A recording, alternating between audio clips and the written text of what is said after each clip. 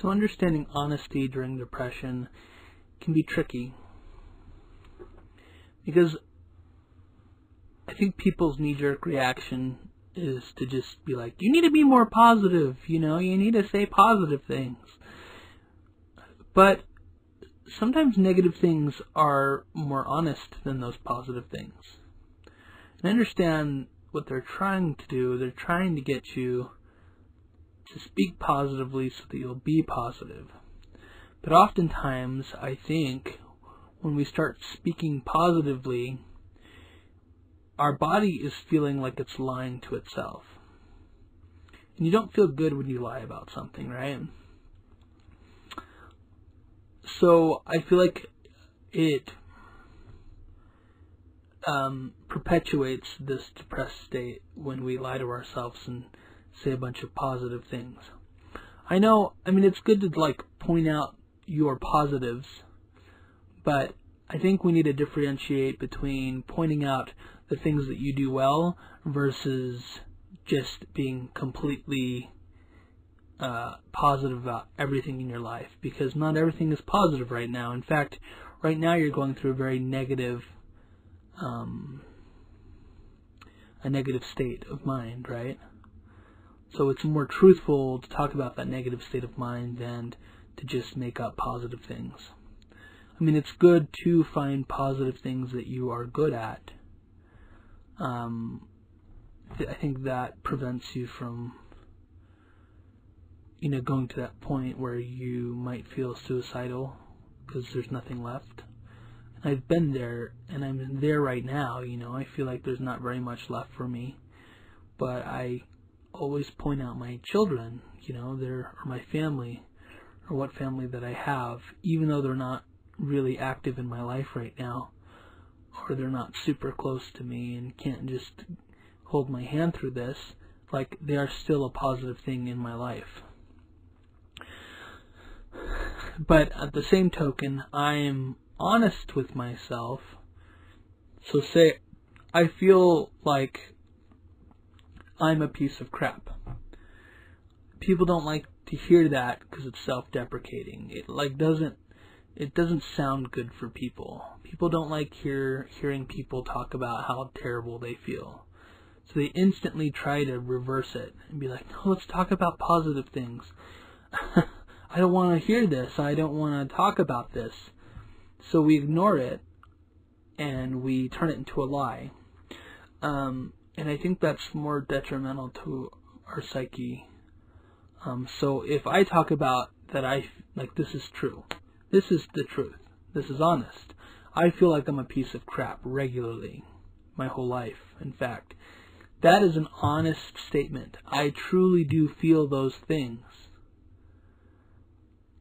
Whether or not they're actually completely true, it's my opinion, it's my honest opinion that they're true.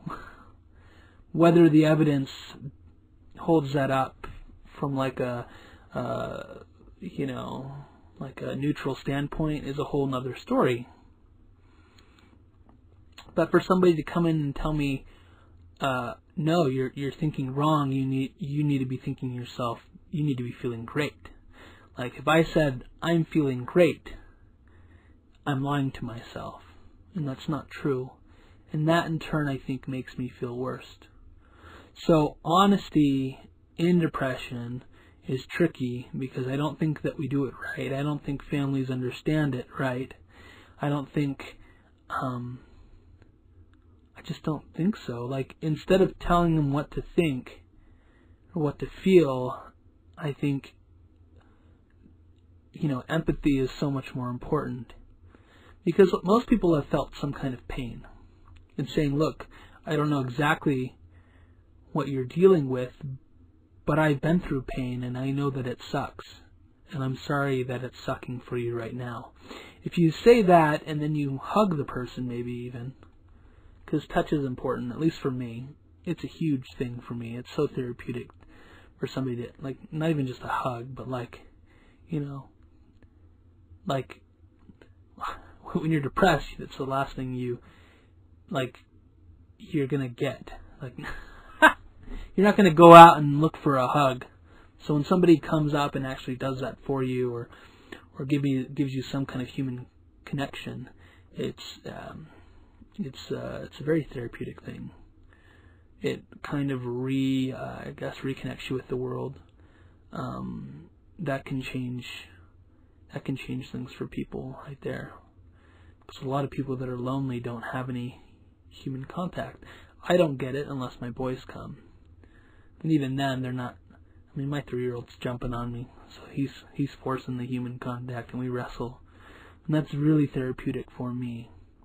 But beyond that, I guess I get a little bit when I work on patients and I do care with patients.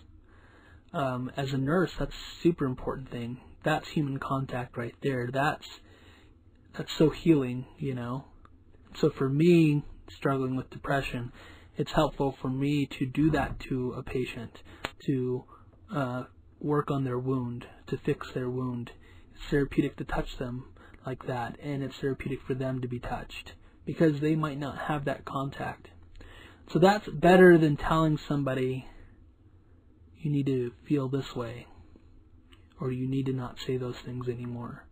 Because if you don't say those things and they're actually real, I think that's where we get into this denial phase. Stop saying those things and take pills. I just don't think that's the right way to go about it. I think it's okay to say those things. I think it's even okay to believe those things, because from your standpoint, those things are very real. What you can work on is just replacing those things with better actions. That's why it's therapeutic to go out and do things. It's good to go get a meal. It's good to go interact with people, even if it's getting food through a drive-thru, right? Because you're trying to do. It's probably more of a replacement type of therapy where you're adding more good to the pot. You're not trying to get rid of the negative, because those things are real and they're there. But you're trying to add good stories to the pot and good interactions to the pot so that you can have a more healthy mix. Because right now all you have is negative things in the pot, like isolating, depression, sadness, all of those things. So I feel like that's the goal. You want to add activities. So for me, what's been hard is I've been adding activities to my thing, and I'm not getting fulfillment from them. That doesn't mean that they're not working. I'm trying to fill the pot by adding things in. I just don't have any feeling left right now, attaching to those emotions or attaching to those actions, and that doesn't feel very good. And if I'm not careful, I can make those positive actions into negative actions really quick, and I do that a lot still. I think that's where a lot of my social anxiety can come from, is I make these positive social interactions into negative ones. The anxiety starts filling, and sometimes I can't stop it. And so I actually go and I have these negative experiences in social interactions, like a party or something like that, or going to drink with friends, or not drinking with friends, just being able to endure like a large crowd.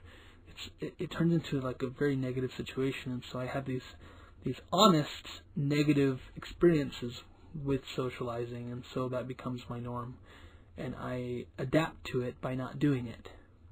So right now with depression, I've adapted to everything, trying to not get hurt again, so I am isolating, and I'm staying away from people, and I'm curling into a ball and crying. Pretty much what it is. It's a defense mechanism so I don't get hurt again. I don't believe that I can have a healthy relationship again, not for a long, long time. I've got kids now, so that pushes me not to have that as well. I want my ex to have it because I feel like she was a lot healthier than I was, and she can handle a healthy relationship at this point way quicker than I can. But for me, I've got so much to work on that there's just no way. I just honestly don't believe that I can. I really, truly believe that, and that's okay. It's okay to be honest right now with myself. Even if it's not the truth, I'm still being honest with myself, which is a positive thing for me.